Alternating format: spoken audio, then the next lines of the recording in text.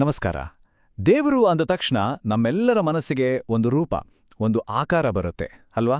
ಆದರೆ ಆ ಪರಮಶಕ್ತಿಗೆ ಯಾವುದೇ ಆಕಾರವೇ ಇಲ್ಲ ಅಂದ್ರೆ ಬನ್ನಿ ಇವತ್ತು ಆ ನಿರಾಕಾರ ಶಕ್ತಿಯ ಹಿಂದಿರುವ ಆಳವಾದ ತತ್ವವನ್ನ ಒಟ್ಟಿಗೆ ಅನ್ವೇಷಿಸೋಣ. ನಮ್ಮ ಇವತ್ತಿನ ಈ ಹುಡುಕಾಟ ಶುರುವಾಗೋದೇ ಈ ಒಂದು ಸರಳ ಆದರೆ ತುಂಬಾನೇ ಆಳವಾದ ಪ್ರಶ್ನೆಯಿಂದ. ದೇವರು ಅಂದ್ರೆ ಹೇಗಿದ್ದಾನೆ? ಇದು ಸಾವಿರಾರು ವರ್ಷಗಳಿಂದ ತತ್ವಜ್ಞಾನಿಗಳನ್ನೋ ದೊಡ್ಡ ದೊಡ್ಡ ಚಿಂತಕರನ್ನು ಕಾಡಿದ ಪ್ರಶ್ನೆ. ಬಹುಶಃ ಇದಕ್ಕೆ ಉತ್ತರ ನಾವು ಅನ್ಕೊಂಡಿರೋದಕ್ಕಿಂತ ಸರಳವಾಗಿ ಮತ್ತು ಇನ್ನಷ್ಟು ಆಳವಾಗಿರ್ಬೋದು. ನೋಡಿ, ಮೂಲ ಆಕಾರಗಳು ಏನ್ ಹೇಳುತ್ತೆ ಅಂದ್ರೆ ದೇವರು ಅನ್ನೋದು ಒಬ್ಬ ವ್ಯಕ್ತಿಯಲ್ಲ, ಬದಲಿಗೆ ಅದೊಂದು ಪರಮಶಕ್ತಿ. ಅಂದ್ರೆ ಏನು? ಅದಕ್ಕೆ ಯಾವುದೇ ಭೌತಿಕವಾದ ಆಕಾರ ಆಗ್ಲಿ ಶರೀರವಾಗ್ಲಿ ಇಲ್ವೇ ಇಲ್ಲ.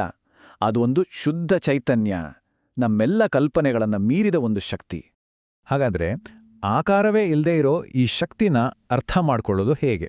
ಸರಿ, ಅದರ ಗುಣಗಳ ಮೂಲಕ, ಅದರ ಲಕ್ಷಣಗಳ ಮೂಲಕ ನಾವು ಇದನ್ನ ಅರ್ಥ ಮಾಡ್ಕೊಳ್ಬೋದು.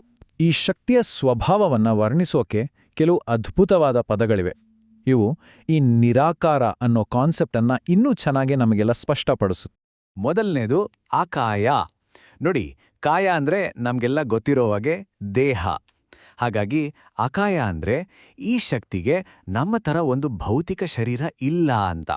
ಅದು ದೇಹಕ್ಕೆ ಇರೋ ಎಲ್ಲಾ ಲಿಮಿಟೇಷನ್ಸ್, ಎಲ್ಲ ಮಿತಿಗಳನ್ನ ಮೀರಿದೆ ಅಂತ ಅರ್ಥ.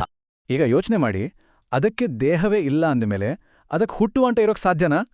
ಖಂಡಿತ ಇಲ್ಲ ಅಲ್ವಾ? ಅದಕ್ಕೆ ಅದನ್ನ ಅಜನ್ಮ ಅಂತ ಕರೆಯೋದು, ಅಂದ್ರೆ ಹುಟ್ಟೇ ಇಲ್ಲದ್ದು. ಈ ಶಕ್ತಿ ಸೃಷ್ಟಿಯ ಒಂದು ಭಾಗ ಅಲ್ಲ, ಬದಲಿಗೆ ಅದು ಇಡೀ ಸೃಷ್ಟಿಯ ಮೂಲ. ಅದಕ್ಕೆ ಶುರು ಅನ್ನೋದೇ ಇಲ್ಲ. ಹಾಗನೆ ಭೌತಿಕ ಶರೀರ ಇಲ್ಲ ಅಂದಮೇಲೆ ಅದಕ್ಕೆ ಹಸಿವು, ನೋವು, ಖುಷಿ, ದುಃಖ ಈ ಥರದ ಅನುಭವಗಳು ಇರೋದಿಲ್ಲ. ಇದನ್ನೇ ಅಭೋಕ್ತ ಅನ್ನೋ ಪದ ಹೇಳೋದು. ಅಂದ್ರೆ ಅದು ಯಾವುದನ್ನು ಭೋಗಿಸೋದಿಲ್ಲ, ನಮ್ಮ ಥರ ಇಂದ್ರಿಯಗಳ ಮೂಲಕ ಈ ಜಗತ್ತನ್ನು ಅದು ಅನುಭವಿಸೋದಿಲ್ಲ. ಅಜನ್ಮ ಅಂದ್ರೆ ಹುಟ್ಟಿಲ್ಲದು ಅಂತ ಈಗ ತಾನೇ ನೋಡಿದ್ವಿ. ಅಯೋನಿಜ ಅನ್ನೋದು ಈ ಐಡಿಯಾನ ಇನ್ನೂ ಒಂದು ಸ್ಟೆಪ್ ಮುಂದೆ ತಗೊಂಡು ಹೋಗುತ್ತೆ.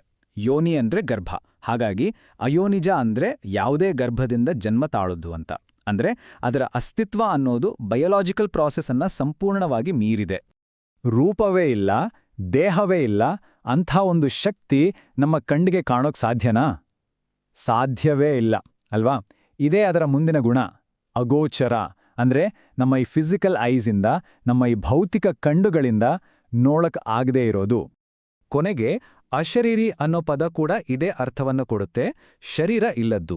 ಸೊ ಅಕಾಯ, ಅಜನ್ಮ, ಅಭೋಕ್ತ, ಅಯೋನಿಜ, ಅಗೋಚರ ಮತ್ತು ಅಶರೀರಿ ಈ ಎಲ್ಲ ಗುಣಗಳನ್ನ ಒಟ್ಟಿಗೆ ನೋಡಿದಾಗ ಇವೆಲ್ಲವೂ ಒಂದೇ ಸತ್ಯದ ಕಡೆಗೆ ನಮ್ಮನ್ನ ಕರ್ಕೊಂಡು ಹೋಗುತ್ತೆ. ಆ ಪರಮಶಕ್ತಿ ಅನ್ನೋದು ಸಂಪೂರ್ಣವಾಗಿ ನಿರಾಕಾರ, ಫಾರ್ಮ್ಲೆಸ್.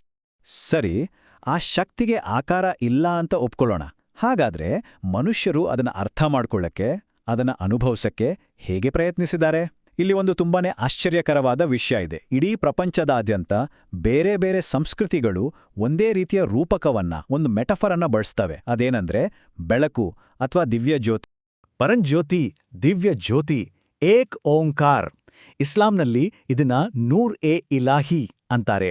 ಹೀಗೆ ಬೇರೆ ಬೇರೆ ಧರ್ಮಗಳು, ಬೇರೆ ಬೇರೆ ನಂಬಿಕೆಗಳಲ್ಲಿ ಆ ನಿರಾಕಾರ ಶಕ್ತಿಯನ್ನ ಒಂದು ದಿವ್ಯವಾದ, ಎಲ್ಲೇ ಮೀರಿದ ಬೆಳಕಿನ ರೂಪದಲ್ಲಿ ಕಲ್ಪನೆ ಮಾಡಿಕೊಳ್ಳಲಾಗಿದೆ. ನೋಡಿ, ಭಾಷೆ ಬೇರೆ ಇರ್ಬೋದು, ಸಂಸ್ಕೃತಿ ಬೇರೆ ಇರ್ಬೋದು, ಅದರ ಆಕಾರವಿಲ್ಲದ ಶಕ್ತಿಯನ್ನ ಒಂದು ಜ್ಯೋತಿಯಾಗಿ ನೋಡೋ ಈ ಕಲ್ಪನೆ ಇದೆಯಲ್ಲ, ಇದು ಯೂನಿವರ್ಸಲ್. ಇದು ನಿಜಕ್ಕೂ ಒಂದು ಅದ್ಭುತವಾದ ಸಂಗತಿ ಅಲ್ವಾ? ಹಾಗಾದ್ರೆ ಇಷ್ಟೆಲ್ಲ ತಿಳಿದುಕೊಂಡ್ಮೇಲೆ ಈ ಎಲ್ಲ ಪರಿಕಲ್ಪನೆಗಳಿಂದ ನಾವು ಕಲಿಬೇಕಾದ ಮುಖ್ಯವಾದ ಪಾಠವಾದ್ರೂ ಏನು, ಮತ್ತು ಇದು ನಮ್ಮ ಚಿಂತನೆಗೆ ಯಾವ ಪ್ರಶ್ನೆಯನ್ನು ಹುಟ್ಟುಹಾಕುತ್ತೆ? ಈ ಇಡೀ ಚರ್ಚೆಯ ಸಾರಾಂಶ ಇಷ್ಟೇ: ದೈವಿಕ ಶಕ್ತಿಯನ್ನೋದು ಒಂದು ವಸ್ತು ಅಲ್ಲ, ಅಥವಾ ಒಬ್ಬ ವ್ಯಕ್ತಿ ಕೂಡ ಅಲ್ಲ.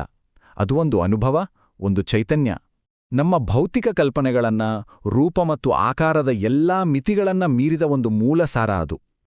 ಹಾಗಾದ್ರೆ ಕೊನೆಯದಾಗಿ ಈ ಒಂದು ಪ್ರಶ್ನೆಯನ್ನ ಕೇಳೋಣ: ಕಣ್ಣಿಗೆ ಕಾಣದೆ, ದೇಹವಿಲ್ಲದೆ, ಯಾವುದೇ ಆಕಾರವೇ ಇಲ್ಲದ ಆ ದೈವಿಕ ಶಕ್ತಿಯನ್ನ ಅನುಭವಿಸೋದು ನಿಜಕ್ಕೂ ಸಾಧ್ಯನಾ? ಒಂದು ವೇಳೆ ಸಾಧ್ಯ ಇದೆ ಅಂದ್ರೆ ಅದು ಹೇಗೆ? ಈ ಪ್ರಶ್ನೆಯೊಂದಿಗೆ ಈ ವಿಶ್ಲೇಷಣೆಯನ್ನ ಮುಗಿಸೋಣ. ಮುಂದಿನ ಚಿಂತನೆ ನಮ್ಮೆಲ್ಲರದು.